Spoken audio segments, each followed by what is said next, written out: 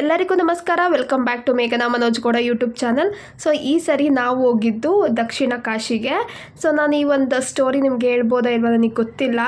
ಏನು ಅಂದರೆ ನಾನು ಕಾಲಭೈರವ ಅಷ್ಟಕಂ ಅಂತ ಏನು ಬರುತ್ತಲ್ಲ ಸ್ತೋತ್ರ, ಅದನ್ನು ಹೇಳ್ಕೊತಾ ಇದ್ದೆ.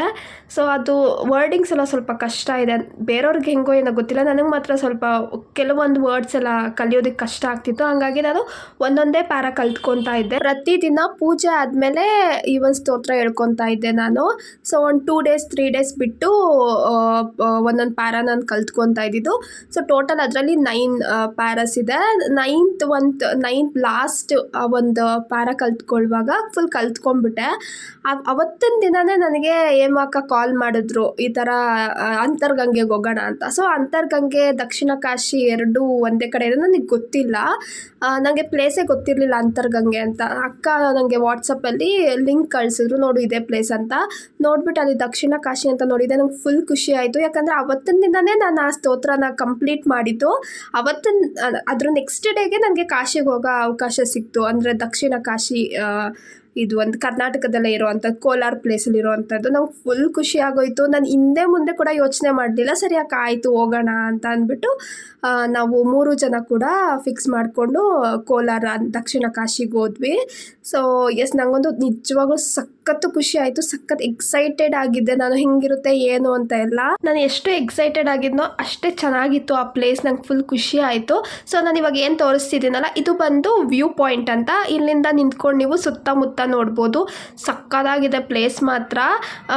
ಈ ಒಂದು ಸ್ಥಳದಲ್ಲಿ ಏನಾಯಿತು ಅಂದರೆ ಹೇಮಕ್ಕ ಫೋಟೋ ತೆಗೆಸ್ಕೊತಾ ಇದ್ರು. ಸೊ ಅವ್ರ ಬ್ಯಾಗ್ ನನ್ನ ಕೈಲಿ ಕೊಟ್ಟಿದ್ರು. ನಾನು ಇವಾಗ ಏನು ಈ ಮಂಗ ತೋರಿಸ್ತಿದ್ದೀನಲ್ಲ, ಇದು ಮೆತ್ತು ಕಿತ್ಕೊಳಕ್ಕೆ ಬಂತು. ಅಷ್ಟೊತ್ತಿಗೆ ಹೇಮಕ್ಕ ಬಂದು ಬ್ಯಾಗ್ ಕಿತ್ಕೊಂಡ್ಬಿಟ್ರು. ಹೇಮಕ್ಕನ ಮೇಲೆ ಫುಲ್ ಎಗ್ರಿ ಅದು ಕಿರ್ಚಾಡ್ತಿದ್ದು ಆ ಕೋತಿ. ಅಕ್ಕ ಫುಲ್ ಭಯ ಪಟ್ಬಿಟ್ರು. ನನಗೆ ಒಂಥರ ಈ ಥರನೂ ಕೋತಿಗಳು ಮಾಡುತ್ತವಾ ಅಂತ ಅನ್ನಿಸ್ಬಿಡ್ತು. ನಾನು ಮುಂಚೆ ಎಲ್ಲೂ ನೋಡಿರಲಿಲ್ಲ, ಸುಮ್ಮನೆ ಕುತ್ಕೊಂತಿದ್ದು ಓಡಾಡ್ತಿದ್ದು ನೋಡ್ತಿದ್ದೆ. ಈ ಥರ ಬ್ಯಾಗ್ ಕಿತ್ಕೊಳ್ಳೋದು ಕಿರ್ಚ್ಕೊಳ್ಳೋದೆಲ್ಲ ನೋಡಿರಲಿಲ್ಲ. ಫುಲ್ ಭಯ ಆಯಿತು. ನನಗೆ ಅಷ್ಟು ಭಯ ಆಗಲಿಲ್ಲ, ಬಟ್ ಸ್ವಲ್ಪನಾದರೂ ಭಯ ನನಗೂ ಆಯಿತು.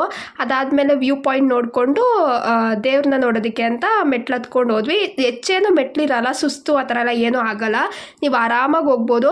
ಅದರ ಭಯ ಏನು ಅಂದರೆ ಕೋತಿಗಳದೆ. ನಿಜ ಈ ಪ್ಲೇಸಲ್ಲಿ ಇಲ್ಲ ಅಂದ್ರೂ ಒಂದು 200-300 ಕೋತಿಗಳಂತೂ ಇದೆ. ಫುಲ್ ಭಯ ಆಗ್ತಿತ್ತು. ನನಗೊಂದು ಬ್ಯಾಗ್ ಬೇರೆ ತೊಗೊಂಡೋಗಿದ್ವಾ, ಮಂಗಗಳೆಲ್ಲ ಮೇಲೆ ಎಗರುತ್ತಿತ್ತು. ಆ ಬ್ಯಾಗ್ ಜಿಪ್ ಏನಿದೆಲ್ಲ ಅದು ಬಿಚ್ಚಿಬಿಟ್ಟು ಬ್ಯಾಗಲ್ಲಿರೋದು ಏನಿದೆ ಅಂತ ಹುಡ್ಕೋದಕ್ಕೆ ನಮಗೆ ನಿಜ ಸಖತ್ ಭಯ ಆಯಿತು. ಸೊ ಅದಕ್ಕೆ ನಾವು ಏನು ಮಾಡಿದ್ವಿ ಅಂದರೆ ಬ್ಯಾಗ್ನ ಮುಂದೆ ಹಾಕ್ಕೊತಾ ಇದ್ವಿ, ಹಿಂದೆಗಡೆ ಇದ್ದರೆ ಕೋತಿ ಬರೋದು ಗೊತ್ತಾಗಲ್ಲ ಅಂದ್ಬಿಟ್ಟು. ಸೊ ನೋಡ್ತಿರ್ಬೋದು, ಅವಕ್ಕ ಹೇಳಿದ್ರು ಹಿಂದೆ ಇಟ್ಕೋಬೇಡ ಬ್ಯಾಗ್ ಮುಂದೆ ಹಾಕೋ ಅಂತ. ಸೊ ಅವಕ್ಕ ಹೇಳ್ತಿದ್ದಂಗೆ ನಾನು ಆ ಕೋತಿ ನಮ್ಮನ್ನೇ ನೋಡ್ತಿದ್ದು ನೋಡ್ಬಿಟ್ಟು ನಂಗೆ ಭಯ ಆಗಿ ನಾನು ಬ್ಯಾಗ್ನ ಮುಂದೆ ಹಾಕ್ಕೊಂಡೆ. ನೀವು ಅಷ್ಟೇ ಯಾರೇ ಬ್ಯಾಗ್ ತೊಗೊಂಡೋದ್ರು ಮುಂದೆ ಹಾಕ್ಕೊಂಡು ತೊಗೊಂಡೋಗಿ, ಯಾಕಂದರೆ ಹಿಂದೆ ಇದ್ದರೆ ಅದು ಬ್ಯಾಗ್ ಕೋತಿಗಳು ಬಂದು ಏನಾದ್ರು ಎತ್ಕೊಳ್ಳೋದು ಗೊತ್ತಾಗಲ್ಲ. ಸೊ ಮುಂದೆ ಇದ್ದರೆ ಸೇಫ್ ಅಂತ ಅಷ್ಟೇ. ಸೊ ತುಂಬ ಚೆನ್ನಾಗಿತ್ತು ಪ್ಲೇಸ್ ಮಾತ್ರ ನಿಜವಾಗ್ಲೂ. ಒಂದೇನು ಅಂದರೆ ಕೋತಿಗಳದೇ ಭಯ. ಸೊ ಇದು ಅಂತರ್ಗಂಗೆ ಅಂತ, ನೀರು ಎಲ್ಲಿಂದ ಬರುತ್ತಲ್ವ ಅದ್ರ ಒಂದು ಸ್ಥಳ ಇದು. ಸೊ ತುಂಬ ಚೆನ್ನಾಗಿತ್ತು. ಈ ಒಂದು ನೀರನ್ನು ಕೂಡ ನಾವು ಬಾಟಲ್ ತೊಗೊಂಡು ಹೋಗಿದ್ವಿ. ಆ ಬಾಟಲಲ್ಲಿ ಇಟ್ಕೊಂಡ್ವಿ. ಸೊ ಮನೆಗೆ ಬಂದು ಮನೆ ಕ್ಲೀನ್ ಮಾಡ್ಕೋಬೋದು ಈ ಒಂದು ನೀರಲ್ಲಿ ಅಂದ್ಬಿಟ್ಟು. ಸೊ ಅದಾದಮೇಲೆ ಎಲ್ಲರೂ ಈ ಥರ ಕೆಳಗಡೆ ಬಂದು ಅಂತರ್ಗಂಗೆ ನೀರೇನಿದೆ ಅದನ್ನು ಸ್ವಲ್ಪ ಚುಮುಕ್ಸ್ಕೊಂಡು ಅಲ್ಲೇ ಒಂದು ಗಣೇಶಂದು ದೇವಸ್ಥಾನ ಕೂಡ ಇದೆ ಮುಂದೆನೇ. ಸೊ ಕಲ್ಯಾಣಿ ಮಧ್ಯದಲ್ಲಿರುವಂಥದ್ದು ಈ ಒಂದು ದೇವಸ್ಥಾನ. ಅಲ್ಲಿ ಹೋಗ್ಬಿಟ್ಟು ನಾನು ಒಂದು 3 ಸುತ್ತು ಸುತ್ತಿದೆ. ಹೇಮಕ್ಕಂಗೆ ಅಷ್ಟೊತ್ತಿಗೆ ಭಯ ಆಗ್ಬಿಟ್ಟಿತ್ತು. ಅವರು ಪಾಪ ಅವ್ರಿಗೆ ದೇವ್ರ ದರ್ಶನ ಕೂಡ ಮಾಡೋದಕ್ಕೆ ಸ್ವಲ್ಪ ಭಯ ಪಡ್ತಿದ್ರು ಕೋತಿಗಳಿಂದ. ಸೊ ಇಲ್ಲಿ ಏನಾಯಿತು ಅಂದರೆ ನಂದು ಚೆಂಡು ಹೂವು ಥರ ಮುಡ್ಕೊಂಡೋಗಿದ್ದೆ, ಅದು ಕಲರ್ ಅಟ್ರಾಕ್ಟ್ ಆಯಿತು ಅನಿಸುತ್ತೆ ಕೋತಿಗೆ. ತಲೆ ಮೇಲೆ ಹಾರಿ ಆ ಒಂದು ಹೂವನ್ನ ಕಿತ್ಕೊಂಡೋಯ್ತು. ನಂಗೆ ಫುಲ್ ಭಯ ಆಗೋಯ್ತು. ಫಸ್ಟ್ ತಲೆ ಮೇಲೆ ಬಿದ್ದಾಗ ಏನು ಅಂತ ಗೊತ್ತಾಗಲಿಲ್ಲ ನನಗೆ. ಸೊ ಕೋತಿಗಳು ಯಾಕೆ ತಲೆ ಮೇಲೆ ಬರುತ್ತವೆ ಅಂತ ನಾನು ಅದಾದಮೇಲೆ ನೋಡಿದ್ರೆ ಅದು ಹೂವಕ್ಕೋಸ್ಕರ ಬಂದಿದ್ದು. ಸೊ ಹೂವನ್ನ ಕಿತ್ಕೊಂಡು ಹೋಯಿತು. ಅದು ಹೂವು ಕೂಡ ತಿನ್ನುತ್ತೆ ನನಗೆ ಗೊತ್ತಿರಲಿಲ್ಲ ಇದೆಲ್ಲ. ಹೂವು ನೋಡಿದ್ರೆ ಹೂವನ್ನ ಕಿತ್ಕೊಂಡು ತಿಂತಾ ಇತ್ತು ಅದು. ಈ ಥರ ನಾವು ಸ್ವಲ್ಪ ಫೋಟೋಗಳೆಲ್ಲ ತಕ್ಕೊಂಡು ದೇವ್ರ ದರ್ಶನಕ್ಕೆ ಅಂತ ಒಳಗಡೆ ಹೋದ್ವಿ. ನೋಡಿದ್ರೆ ಹೊರಗಡೆಯಿಂದ ಕೋತಿ ಕಾಯ್ತಾ ಇತ್ತು. ಅಲ್ಲಿ ಬಾಳೆಹಣ್ಣು ಮತ್ತು ಹೂವು ಎಲ್ಲ ಕೊಡ್ತಾರಲ್ಲ ಅದನ್ನು ಕಿತ್ಕೊಳ್ಳೋದಕ್ಕೆ ಅಂತ.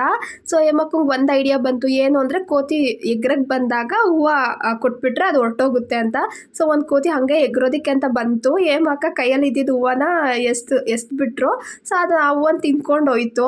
ಇದೊಂದು ಐಡಿಯಾ ಅಕ್ಕಂಗೆ ಗೊತ್ತಾಯಿತು. ಅಲ್ಲಿ ನಂಗೆ ಫುಲ್ ನಗು ಬರ್ತಿದ್ದೆಲ್ಲ ನೋಡಿ, ಗೊತ್ತಿರಲಿಲ್ಲ ಈ ಥರ ಎಲ್ಲ ಕೋತಿಗಳು ಹಿಂಗೆಲ್ಲ ಮಾಡುತ್ತವೆ ಅಂತ. ನಾವು ಅಷ್ಟು ಪ್ಲೇಸ್ ವಿಸಿಟ್ ಮಾಡಿದ್ವಲ್ಲ, ಅಲ್ಲೆಲ್ಲ ಏನು ಅಷ್ಟು ಕೋತಿಗಳಿರಲಿಲ್ಲ. ಇದೇ ಫಸ್ಟ್ ಟೈಮು ಇಷ್ಟು ಕೋತಿಗಳಿರೋ ಅಂಥ ಪ್ಲೇಸ್ನ ವಿಸಿಟ್ ಮಾಡಿದ್ದು. ಒಂಥರ ಮಜ್ವಾಗಿ ಚೆನ್ನಾಗಿತ್ತು, ಆದರೆ ಒಂದು ಸ್ವಲ್ಪ ಭಯ ಕೂಡ ಹಾಗೆ ಆಗ್ತಾಯಿತ್ತು, ಕಚ್ಚಿಬಿಟ್ರೆ ಕೋತಿ ಅಂದ್ಬಿಟ್ಟು. ಸೊ ಸದ್ಯ ಆ ಥರ ಎಲ್ಲ ಏನೂ ಆಗಲಿಲ್ಲ. ಅದಾದಮೇಲೆ ನಾವು ದೇವಸ್ಥಾನದಿಂದ ದರ್ಶನ ಎಲ್ಲ ಮುಗಿಸ್ಕೊಂಡು ಕೆಳಗಡೆ ಬರುವಾಗ ಇದೊಂದು ಪ್ಲೇಸ್ ಇದೆ, ಇಲ್ಲೇನೋ ಚಿಕ್ಕದಾಗಿ ಫಾಲ್ಸ್ ಥರ ಇದೆಯಂತೆ.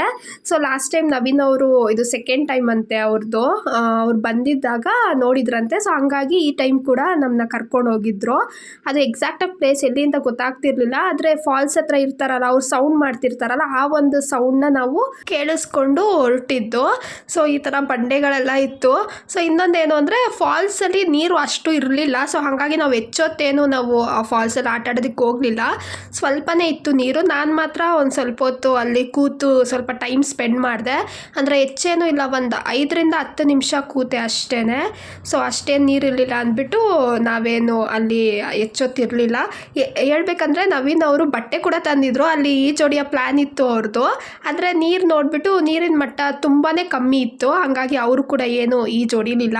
ನಾನು ಒಬ್ಬಳೇ ಒಂದಷ್ಟೊತ್ತು ಆ ಫಾಲ್ಸಲ್ಲಿ ಟೈಮ್ ಸ್ಪೆಂಡ್ ಮಾಡಿದ್ದು. ಹೋಗಿದ್ದಕ್ಕೂ ಟೈಮ್ ಸ್ಪೆಂಡ್ ಮಾಡೋಣ, ಸುಮ್ಮನೆ ಯಾಕೆ ಹಾಗೆ ವಾಪಸ್ ಬರೋದು ಅಂದ್ಬಿಟ್ಟು, ಇನ್ನು ಯಾವತ್ತು ಹೋಗೋದಕ್ಕಾಗುತ್ತೋ ಏನೋ ಅಂದ್ಬಿಟ್ಟು ನಾನು ಮಾತ್ರ ಕೂತ್ಕೊಂಡು ಒಂದು ಸ್ವಲ್ಪ ಹೊತ್ತು ನೀರಲ್ಲಿ ಆಟ ಆಡಿಕೊಂಡು ಇದ್ದೆ ಅಷ್ಟೇ.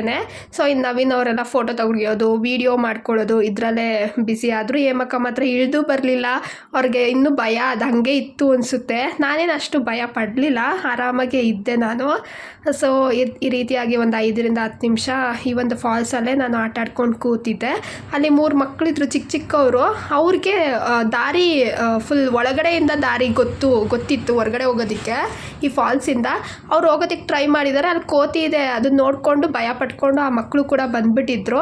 ಸೊ ಅವರಿಗೆ ನಾವೇ ಕರ್ಕೊಂಡು ಹೋಗ್ತೀವಿ ರೀ ನಿಮ್ಮನ್ನ, ನಾವು ಬರ್ತೀವಿ ನಿಮ್ಮ ಜೊತೆ ಅಂತ ಹೇಳ್ಬಿಟ್ಟು ಆ ಮಕ್ಕಳನ್ನ ಅಲ್ಲೇ ಇರಿಸ್ಕೊಂಡಿದ್ವಿ ನಾವು. ಹೀಗೆ ಸ್ವಲ್ಪ ಹೊತ್ತು ಟೈಮ್ ಸ್ಪೆಂಡ್ ಮಾಡಿ ಅಲ್ಲಿ ಫೋಟೋಗಳನ್ನೆಲ್ಲ ತಕ್ಕೊಂಡು ನಾವು ಹೊರಟ್ವಿ ಅಲ್ಲಿಂದ, ಆ 3 ಮಕ್ಕಳನ್ನು ಕರ್ಕೊಂಡು. ಸೊ ಅದೇನು ಅಂದರೆ ಒಳಗಡೆಯಿಂದ ಹೋಗಬೇಕು, ಅಲ್ಲಿ ಫುಲ್ ಬೆಟ್ಟಗಳೆಲ್ಲ ಇದೆ. ಅದು ನಾವು ಹಾಕೊಂಡು ಹೋಗಿರೋ ಸ್ಲಿಪ್ಪರ್ಗೆ ಆ ಬೆಟ್ಟ ಇಳಿಯೋದಕ್ಕೆ ಸಪೋರ್ಟೇ ಮಾಡ್ತಾ ಇಲ್ಲ.